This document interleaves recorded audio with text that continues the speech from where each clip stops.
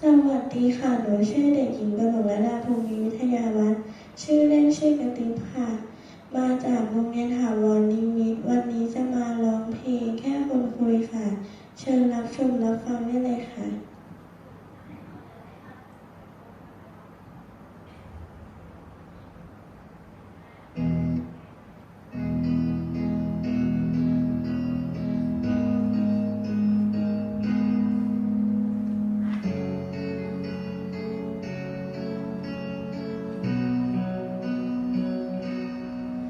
เว้ากันซุมื้อจนรู้สึกดีก็บ่มีหยังเปลี่ยนไปจากมื้อนั้นที่เธอเข้ามาอยู่ในใจเป็นเวลาสิฮอดปีความรักที่มีในใจ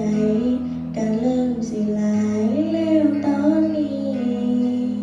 แต่เธอยังมีท่าทีบ่อยากชัดเจนบ่กล้าเปิดโต๊ะไปใส่น้ำกันก็ย้านคนเห็นเธอเป็นจังซี้ตัวกันเป็นมือสันติขอให้เฮาดีใจ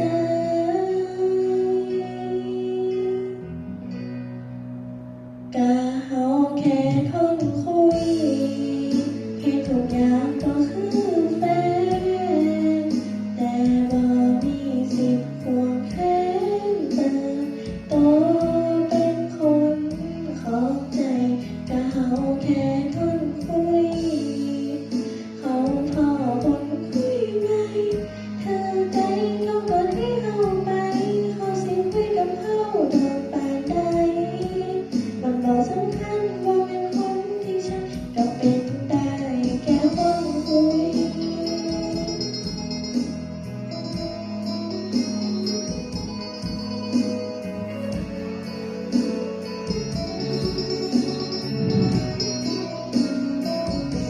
บ่กล้าเปิดโต๊ะไปใส่น้ำกันก็ย้านคนเห็นเธอคือเป็น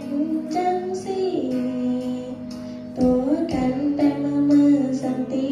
ขอให้เฮาดีใจ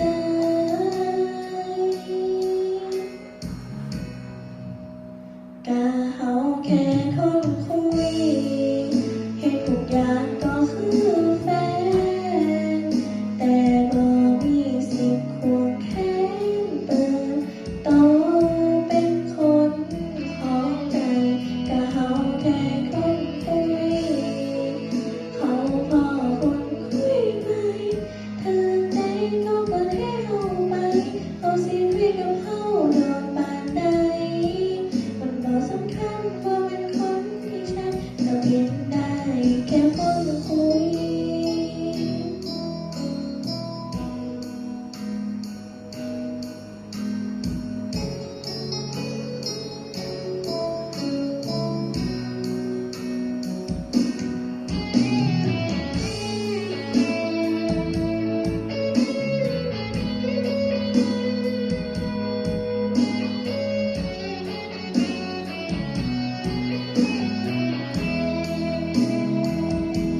บ่กล้าเปิดโต๊ะไปใส่น้ำกันก็ย้านคนเห็นเธอคือเป็น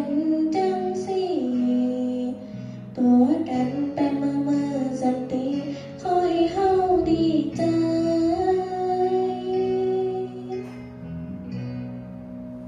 ก็เฮาแค่คนคุยให้ทุกอย่างก็